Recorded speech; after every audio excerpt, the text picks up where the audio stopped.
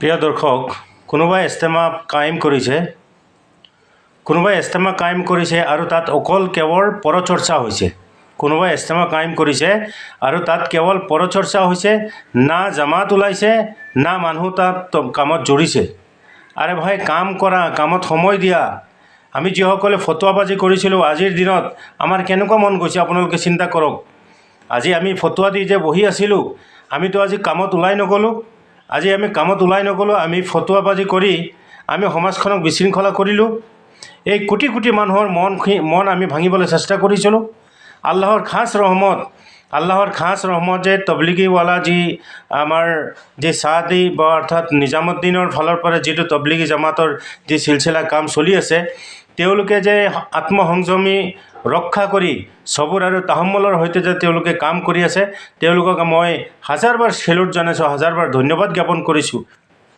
কাৰণ আপোনালোকে যোৱা 13, 14, 15 অৰ্থাৎ 16 যোৱাকালি সমাপ্ত হোৱা যিটো কয় শোণিতপুৰ ঢেকীয়াজুলিৰ ইস্তেমাটো গোটেই অসমৰ ৰেকৰ্ড ভংগ কৰি দি পেলালে। গোটেই অসমৰ যিমান ইস্তেমা হৈছিলে, আজি আপোনাৰ নগাঁৱৰ কথাই কওক বা নামনি অসম, উজনি অসম, শিৱসাগৰৰ, লখিমপুৰৰ যিমান ইস্তেমা হৈছিলে, এই ইস্তেমাসমূহৰ ভিতৰত আটাইতকৈ ডাঙৰ, আটাইতকৈ জামাত বেছি ওলোৱা, আটাইতকৈ বেছি যদি কাবিলে কবুল আৰু এতেবাৰ যদি ইস্তেমা হৈছে, তেনেহ'লে আলহামদুলিল্লাহ সুম্মা আলহামদুলিল্লাহ আমি দেখা পাইছোঁ যে ঢেকীয়াজুলিৰ ইস্তেমা হৈছিলে। মই আচলতে সময়ৰ অসুবিধাৰ কাৰণে মই যদিও প্ৰথম 2 দিন থাকিব নোৱাৰিলোঁ, মই শেষৰ দিন গ'লোঁ আৰু শেষৰ দিন গৈ একেবাৰে ষ্টেজৰ কাষৰ পৰাও চালোঁ আৰু বহু দূৰৰ পৰাও চালোঁ। কিন্তু মোৰ এটা বিফলতা হ'ল যে মই যি ষ্টেজ হ'ল, গোটেই ষ্টেজটো মই ঘূৰিবলৈ সক্ষম নহ'লোঁ, মই ঘূৰিব নোৱাৰিলোঁ। মাত্ৰ 3 ভাগৰ 4 ভাগৰ 1 ভাগ এটা ছাইড মই অকণমান খোজকাঢ়িলোঁ, ঘূৰিলোঁ, কাৰণ মোৰ গোটেই দিনটো সেইখিনিতে পাৰ হৈ গুচি গ'ল। কাৰণ ইমান ডাঙৰ ষ্টেজ আৰু ইয়াৰ চাৰিওফালে খিত্তাৰ জামাতসমূহৰ ৰুমবোৰ বনাই থৈছে, অস্থায়ী গৃহবোৰ বনাই থৈছে, অস্থায়ী ঘৰবোৰ। ক'ৰবাত নগাঁও, ক'ৰবাত ধুবুৰী, ক'ৰবাত বৰপেটা, ক'ৰবাত ডিব্ৰুগড়, ক'ৰবাত লখিমপুৰ, বিভিন্ন খিত্তা জামাতসমূহৰ থকা মেলা খোৱা বোৱাৰ তেওঁলোকৰ ব্যৱস্থা কৰি থৈছে চাৰিওফালে আৰু ষ্টেজটো মাজতে দিছে। ঢেকীয়াজুলি ইস্তেমাত যি লাখ লাখ মানুহ হৈছে, লাখ লাখ মানুহ, মোৰ জীৱনত মই কোনোদিন ইমান জামাত হোৱা, ইমান মানুহ হোৱা জামাত মোৰ জীৱনত মই দেখি পোৱা নাই। আপোনালোকে দেখি পাইছে যদি আপোনালোকে জনাব। মোৰ জীৱনত মই দেখি পোৱা নাই। কিন্তু আলহামদুলিল্লাহ আমাক যিসকলে ফটুৱা দিছিলে, আমি যিসকলে ফটুৱা দিছিলোঁ যে চাদ চাবৰ বিপক্ষে, কিন্তু সেইসকল দেখিছোঁ আৰু গালিবহে হ'ল আমাৰ ওপৰত। আমি তেওঁলোকৰ ওপৰত গালিব হ'ব নোৱাৰিলোঁ। সেইসকলে চাদ চাবৰ জামাতহে আমাৰ ওপৰত গালিব হৈ গ'ল। গতিকে আমি মুখখন ক'ত লুকুৱাম এতিয়া, আমি লুকাবলৈ জেগা নাইকিয়া হৈ গ'ল। গতিকে আমি শুনা পাইছোঁ, মই নিজে যিহেতুকে নগাঁৱৰ ইস্তেমাটো যাব পৰা নাই। মোৰ এজন বন্ধুৱে তাত গৈছে, তাত তেওঁ একেবাৰে আগশাৰীৰ পৰা দেখিছে। তেওঁ কৈছে তাৰ পৰা মাত্ৰ 7টা জামাত ওলাইছে। আৰু এজনক মই সুধিছিলোঁ, তেওঁ কৈছে জানো 100টামান হ'ব নেকি। মুঠৰ ওপৰত কনফিউজত আছোঁ, 7টাই ওলাইছে নে 100টাই ওলাইছে মই ক'ব পৰা নাই। আৰু তাৰ ভিতৰত এজনে কৈছে যে 7টা জামাত ওলাইছে, তাৰে ভিতৰতে এটা জামাতত 3জন আলিম আছে। আৰে ভাই, মই আগৰ পৰাই কৈছিলোঁ তবলিগী জামাত ফটুৱাত নাহে। তবলিগী জামাত ফটুৱা মাৰি থাকিলে ইয়াত কোনো আমাৰ লাভ নাই। ফটুৱা মাৰি পেলাই আমি চিঞৰ বাখৰ কৰিলে কোনো লাভ নাই।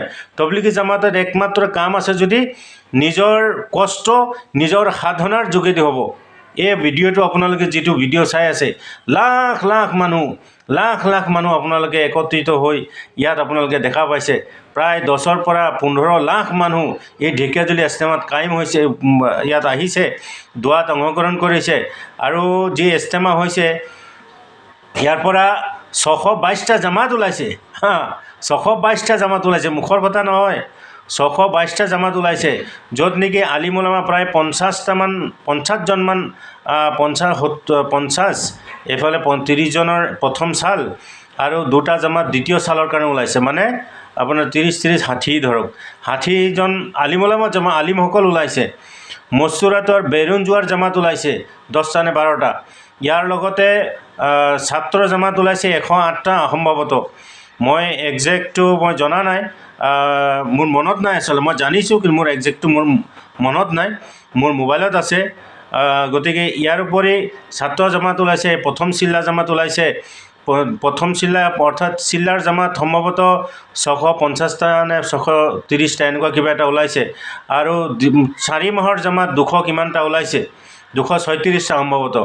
গতিকে আপোনালোকৰ জামাত ওলাইছে মাত্ৰ 7টা। আপোনালোকে আকৌ বিভ্ৰান্তি কৰা, সমাজত বিভ্ৰান্তি কৰিবলৈ আহিছে আপোনালোকে।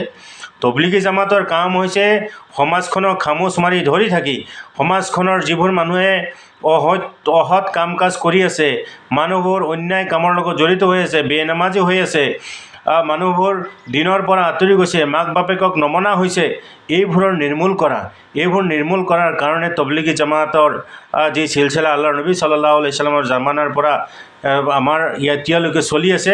গতিকে আমি সেই হিচাপত কাম কৰি আছোঁ আৰু কাম কৰি যাব লাগিব। আমি ফটোৱা দি থাকিলে কাম নাই। কোনোবা এজন মানুহে ভুল কৰিছে বাৰু, সেইজন মানুহক আমি লৈ ইমান চিঞৰ বাখৰ কিয় কৰিব লাগে? আমি সেইজন মানুহক আৰু চিঞৰ বাখৰ কৰি কিয় ইমান হাইলাইট কৰিব লাগে যে সেইজন মানুহ আৰু ওপৰলৈ উঠি যাওক? গতিকে কোনোবাই ভুল কৰিছে, সেইটো ভুলৰ জবাব তেওঁ আল্লাহৰ ওচৰত দিব। আমাৰনো ইমান কিয় ঠিকাদাৰী পৰিছে যে তেওঁক ভুলৰটো, মইনো ইমান কি ঠিকাদাৰী ল'লোঁ যে তেওঁৰ ভুলটো মই ধৰাই দিব লাগিব? মই কি ঠিকাদাৰ নেকি? গতিকে ভাইসকল, আপোনালোকে হয়তো কোনোবাই মোৰ কথাখিনিত কষ্ট পাব। মই কষ্ট পোৱাকৈ মই এইটো কাৰণে ক'ব বিচৰা নাই। মই ক'ব বিচাৰিছোঁ সেইসকলৰ কাৰণে আপোনালোকে কামৰ লগত মতলব ৰাখক। আপোনালোকে কামৰ লগত মতলব নাই, কিন্তু আপোনালোকে বিভ্ৰান্তিৰ লগত আছে, আপোনালোকৰ সমাজখন ভাগ বতৰা কৰাৰ লগত আছে। গতিকে অনাগত দিনত আমি সকলোৱে একত্ৰিত হৈ সমাজখন শৃংখলাবদ্ধভাৱে চলিবৰ কাৰণে, সমাজৰ কাৰণে অন্যায়, ব্যভিচাৰ, দুৰ্নীতি নিৰ্মূল, সমাজৰ পৰা মদ ভাং পথভ্ৰষ্টতা, সমাজৰ পৰা পাবজি গেম আৰু কত কিছু গেম, নিত্য নতুন মোবাইলত এই নানান ধৰণৰ জুৱা খেল হৈ আছে। গতিকে এইবোৰৰ পৰা আমাৰ সমাজৰ ল'ৰা ছোৱালীসকলক কেনেকৈ আমি বচাই আনিব পাৰোঁ, কেনেকৈ এই অন্যায়বোৰ, এনেকৈ সমাজৰ ব্যাধিবোৰ আমি নিৰ্মূল কৰিব পাৰোঁ, আমি তাৰ কাৰণে সকলোৱে একত্ৰিত হৈ আমি কাম কৰিব লাগিব। গতিকে আমাৰ মাজত সকলোৱে মোৰ ইয়াত আৰু এটা কথা থাকি গ'ল জানে। নগাঁৱত যিটো ইজতেমা হৈছিলে, নগাঁৱৰ ইজতেমাৰ ষ্টেজৰ পৰা মৌলানা চাহাবে যিবোৰ বিভ্ৰান্তি কৰিছে, যিবোৰ অন্যায় কৰিছে, সেইবোৰ কথা উৰ্দুৰ পৰা অসমীয়াত, অসমীয়াৰ পৰা বঙলাত বিভিন্ন ভাষাত ট্ৰেন্সলেট কৰি তেওঁলোকে কিতাপ বিক্ৰী কৰিছে ষ্টেজত। তবলিগৰ কাম নাই, তবলিগৰ কামৰ লগত মতলব নাই, তেওঁলোকে কিতাপ বিক্ৰী কৰাৰ লগত মতলব। গতিকে কিমান এটা বিশৃংখলা চিন্তা কৰক। গতিকে আমি সকলোকে কওঁ যে আহক আমি সকলোৱে মিলি সমাজখন কেনেকৈ নিৰ্মূল কৰিব পাৰি তাৰ কাৰণে আমি কাম কৰোঁ। আমি সমাজত সাংঘাতিক ধৰণে যিবোৰ ব্যাধি জন্মিছে সমাজত, তাৰ কাৰণে আমি সকলোৱে একত্ৰিত হৈ এক আৰু নেক হৈ আমি কাম কৰিব লাগিব। আমি কাৰোবাৰ প্ৰতি হিংসা বিদ্বেষ, কাৰোবাৰ প্ৰতি অন্যায় আমাৰ ভাৱ পোষণ কৰি ৰাখিলে আমি কোনোদিন আমি সফল হ'ব নোৱাৰোঁ। গতিকে ইনশাআল্লাহ যোৱাকালি আমাৰ যিসকলে ঢেকীয়াজুলি যি ইজতেমা কায়েম কৰিছিলে, তেওঁলোকৰ জান মাল আল্লাহ পাকে হেফাজত কৰক। 600-700 জামাত ওলাইছে, প্ৰতিটো জামাতে গৈ সমাজৰ কাৰণে কাম কৰক, মই তাকে আশা কৰি মোৰ চমু দুআষাৰ ইমানতে শেষ কৰিছোঁ। আলহামদুলিল্লাহ ওয়া আখিৰ দাৱানা আনিল হামদুলিল্লাহি ৰাব্বিল আলামিন।